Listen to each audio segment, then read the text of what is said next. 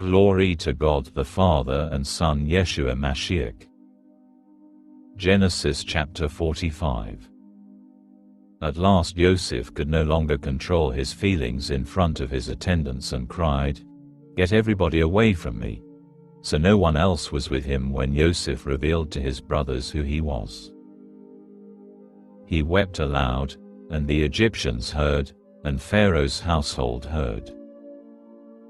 Yosef said to his brothers, "I am Yosef. Is it true that my father is still alive?"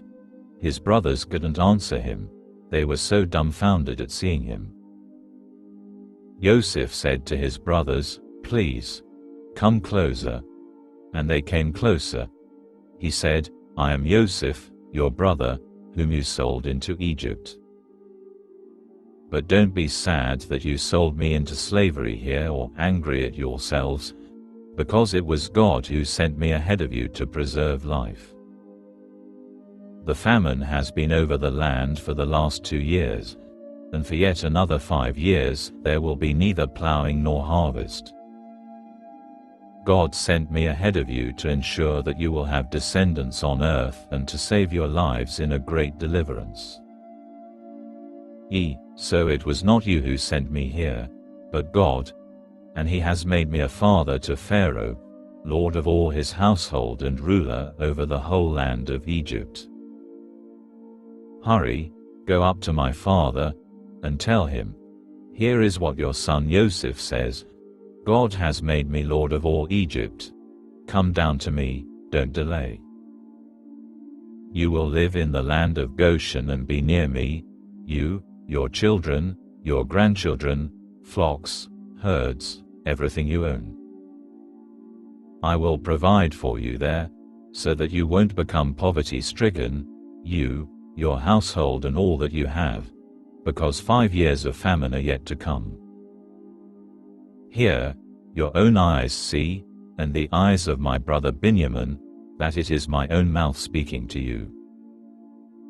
Tell my father how honored I am in Egypt and everything you have seen, and quickly bring my father down here."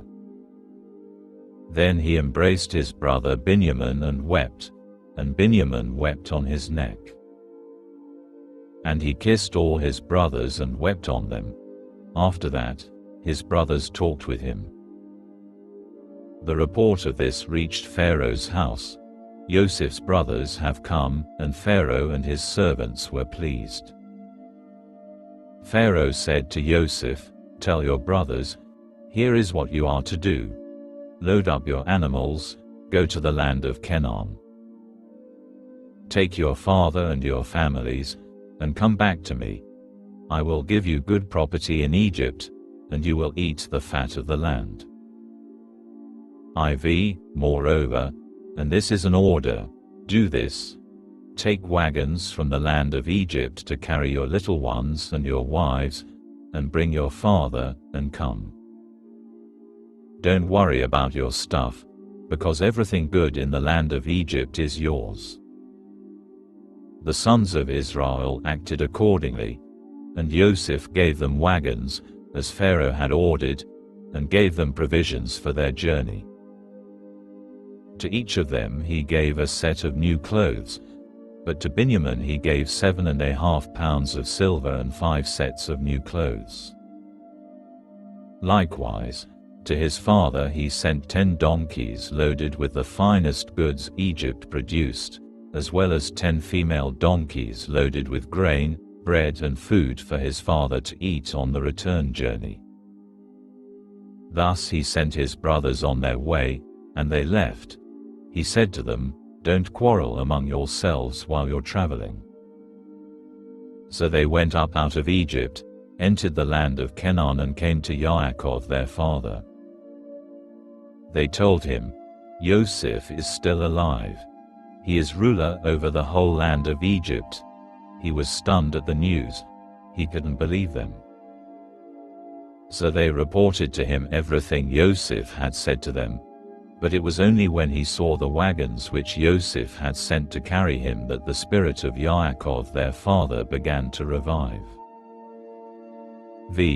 Israel said, "Enough. My son Yosef is still alive.